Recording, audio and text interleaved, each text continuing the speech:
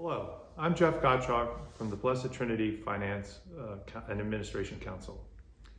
I'm going to be reporting to you on our first financial report as Blessed Trinity Parish since it was formed earlier this year by the merger of St. Anne's and St. Catherine's.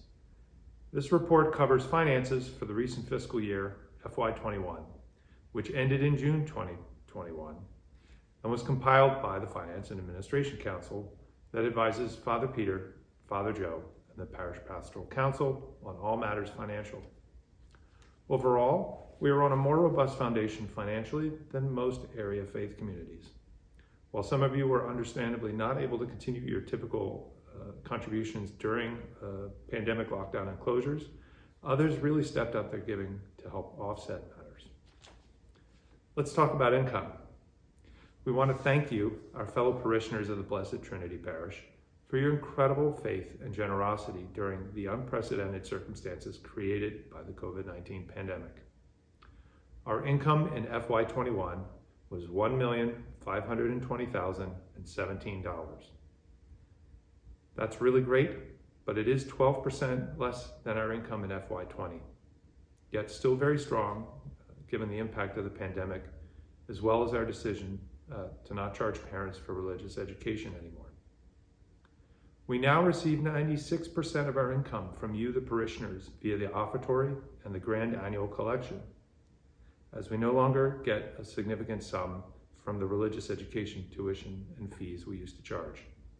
That's the reason why the grand annual collection was reinstated last year.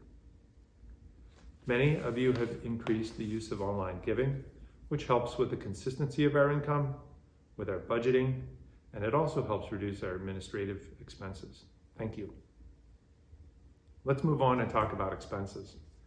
The Finance Council, with the guidance of Father Peter, Father Joe, and the entire parish, continue to reduce our expenses.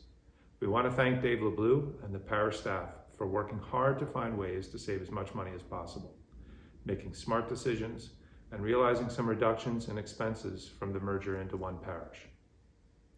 Because of this good management, our FY21 expenses were also reduced to $1,568,680, which is 9.5% less than our FY20 expenses.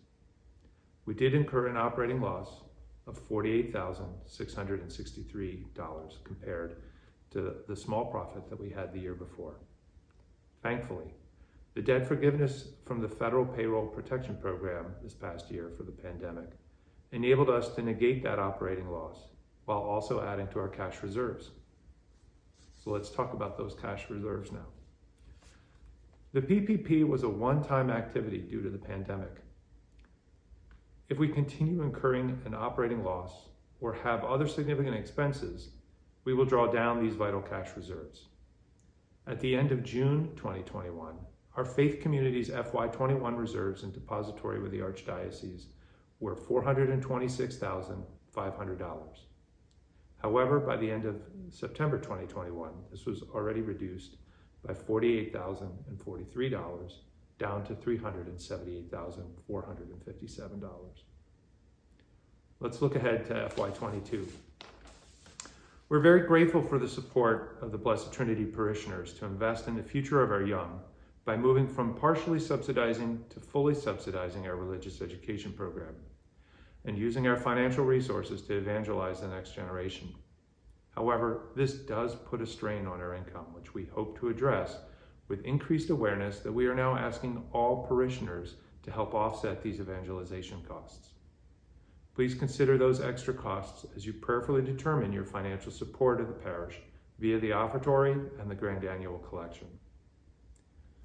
We will be providing details on a forthcoming capital campaign as we must build beyond our current reserves to address a number of unforeseen ordinary expenses and a number of very large episodic expenses, including the replacement of the roof, the HVAC units at St. Catherine's, the installation of AC and improved seating at St. Anne's, and audiovisual equipment for both churches.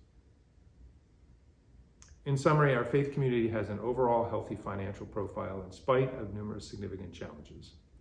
We are so grateful for you and your generosity, and we are inspired by the resiliency that you all have shown during this pandemic. It gives us hope that God's love is shining down upon us and that He will help our parish become even more faith-filled, vibrant, diverse, and beautiful. Thanks for listening.